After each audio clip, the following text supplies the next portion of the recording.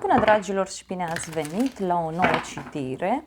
De această dată te invit la o citire generală, iar dacă ai intrat pe acest videoclip, înseamnă că ai aici cu siguranță un mesaj pentru sufletul tău. O să analizez puțin relația dintre tine și o anumită persoană sau relația dintre tine și ceilalți la modul general vorbind. Hai să vedem. Citirea este valabilă din momentul în care o vizionezi.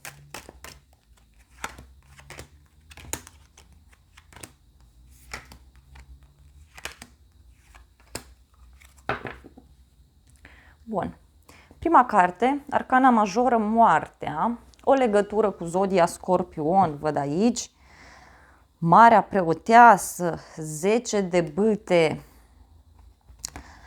niște secrete foarte puternice, văd aici, o relație în secret, faptul că tu intuiești ceva, intuiești această transformare care apare în viața ta, însă momentan nu ai curajul să-i exprimi.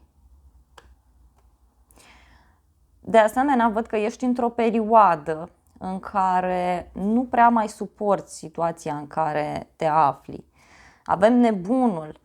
Aici e clar că ți se pare totul o nebunie, parcă pur și simplu simți că ceva se încheie.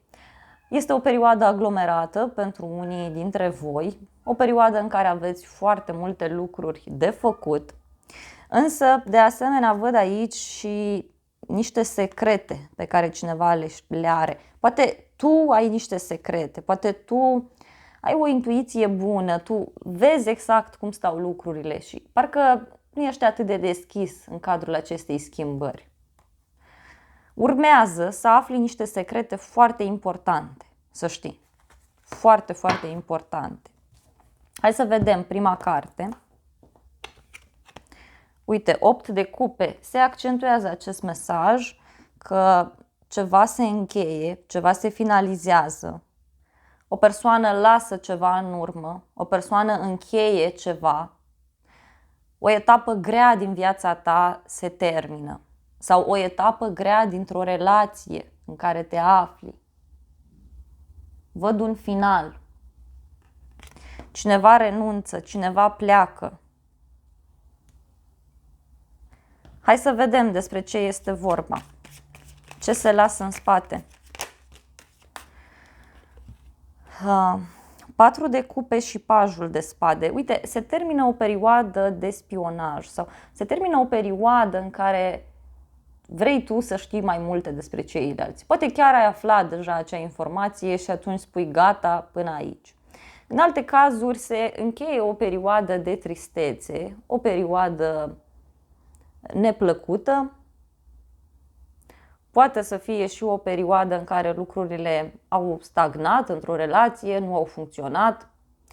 Dacă ești o persoană singură, renunți să mai cauți pe cineva, pentru că poate să apară în următoarea perioadă acea persoană la care tu visezi.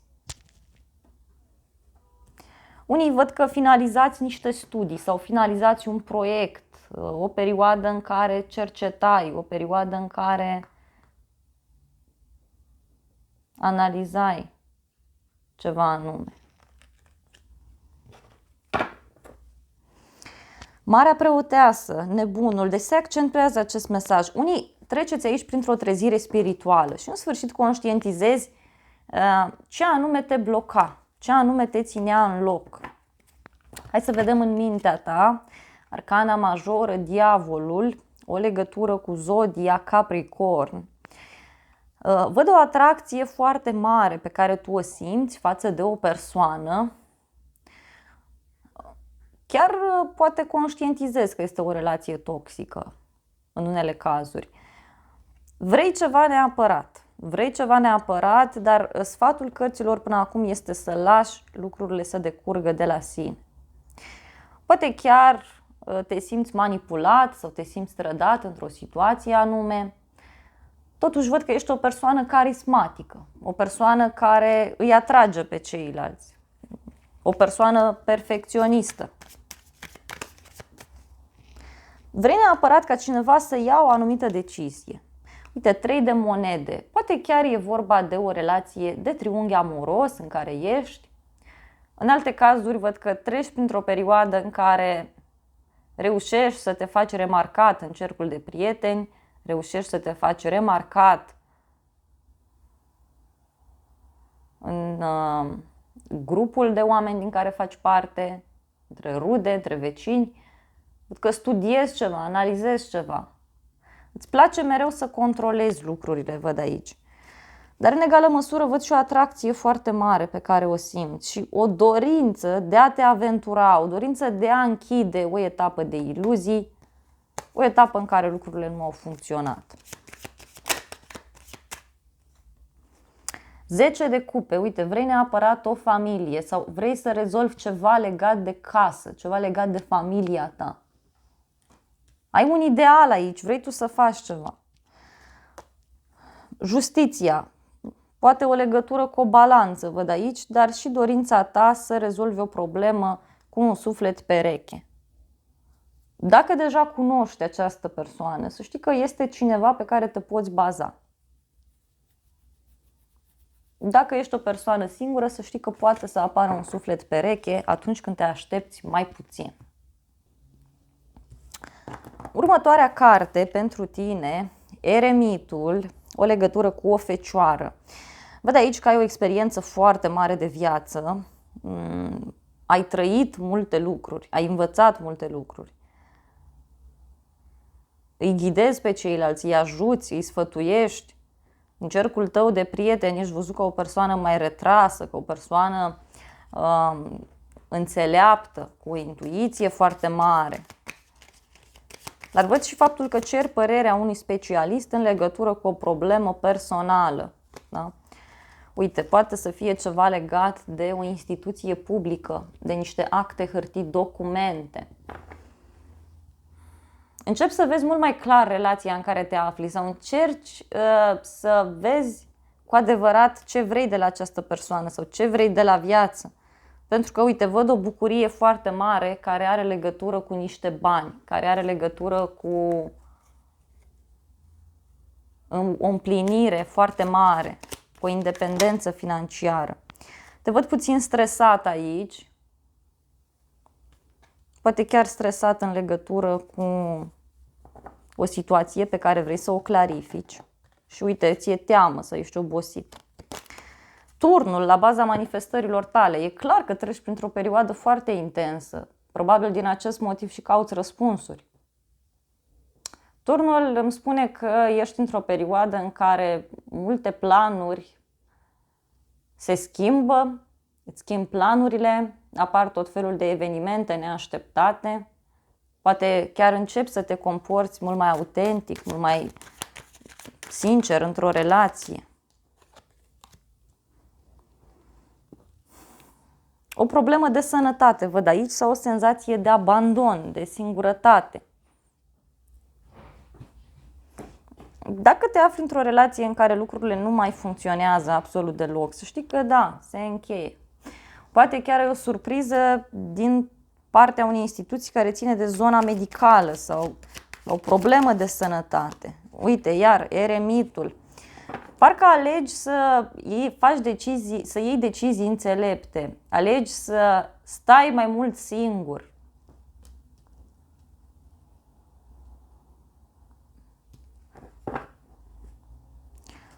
Poate vrei să meditezi. Nu știu, unii pur și simplu începeți să conștientizați că lucrurile stau total diferit în viața voastră. Hai să vedem în exterior. Uite, asul de cupe.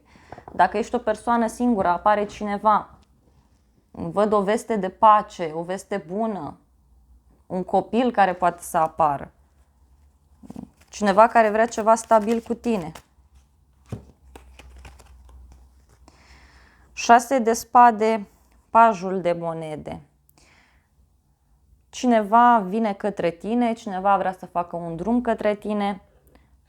De asemenea, văd o persoană aflată la distanță de tine, într-un alt oraș, într-o altă țară. Dacă ești o persoană singură, vezi că cine apare e o persoană care studiază, e o persoană care citește mult, care poate chiar predă, e profesor sau face ceva, nu știu, îi ghidează pe ceilalți. Mai văd o persoană care îți studiază foarte mult drumurile, dar și pe cineva care este gelos, văd aici. Cineva care te vrea doar pentru el sau doar pentru ea. Un copil îți poate face o bucurie. Uite, 10 de cupe. Păi, cealaltă persoană se simte foarte atrasă de tine. Crede că totul e perfect. Se simte liniștit alături de tine. Se simte bine.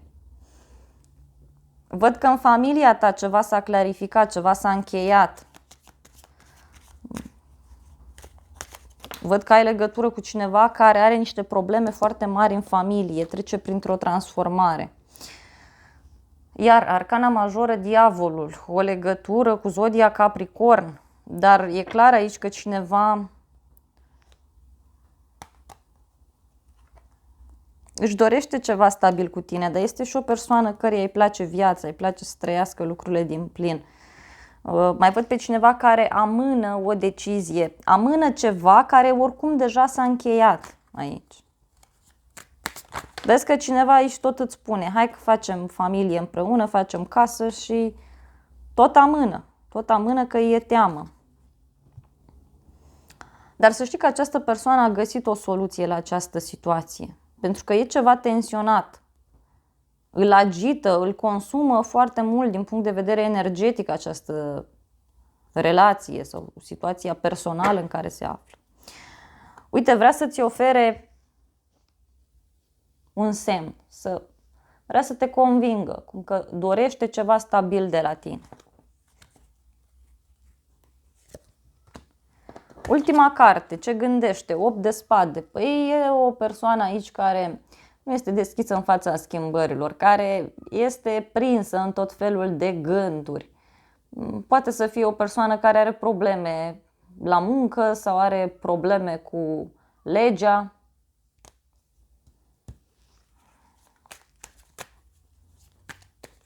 Simt o energie tânără, ori e o persoană mai energică din fire sau ai tu legătură cu astfel de persoane. Uite, sau s-a întors o carte.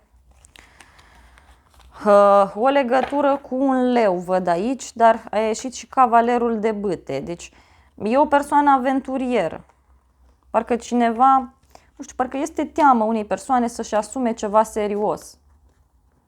Se gândește că s-ar opri această libertate, da? S-ar încheia această libertate în care se află. De asemenea, această persoană se simte vinovată, da? Pentru că ori se distrează mult, ori pentru că prietenii îi spun tot felul de lucruri urâte. Simte că îți face o nedreptate. Nu se simte bine în situația asta. Da? O să mai iau 2 cărți.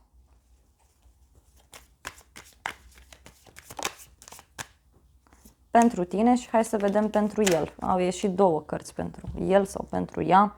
Pentru tine a ieșit Marele Preot, o legătură cu un taur. E clar aici că pentru tine lucrurile vor fi bune în viitor.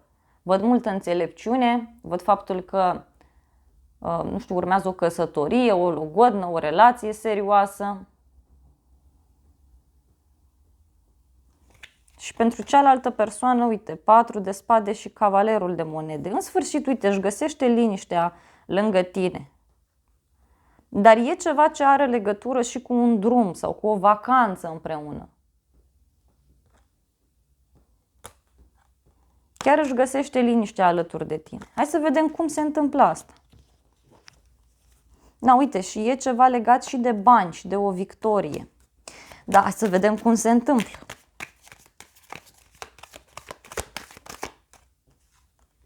Păi se întâmplă asta în urma unui drum, în urma unei ieșiri în oraș, în urma unei întâlniri, în urma unei discuții. Cavalerul de cupe vine cu o ofertă de dragoste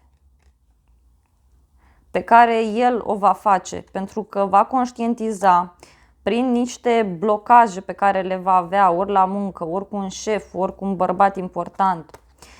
Dacă ești femeie, văd aici un bărbat foarte puternic, cineva care deja a început niște demersuri pentru a se elibera din această situație. Mai văd o legătură cu un berbec. Sau poate chiar un bărbat v-ar putea ajuta, un prieten comun, cineva anume. Sau în momentul în care se simte stăpân pe situație sau stăpână pe situație, atunci poate acționa. Dragilor, acestea au fost previziunile de această dată. Eu îți mulțumesc pentru atenție. Nu uita să te abonezi canalului, apasă clopoțelul, apasă butonul de like. Poți să distribui aceste videoclipuri, să recomanzi canalul unei persoane dragi ție dacă vrei să mă ajuți și de asemenea te invit cu drag și la o altă citire dacă vrei să mai vizionezi.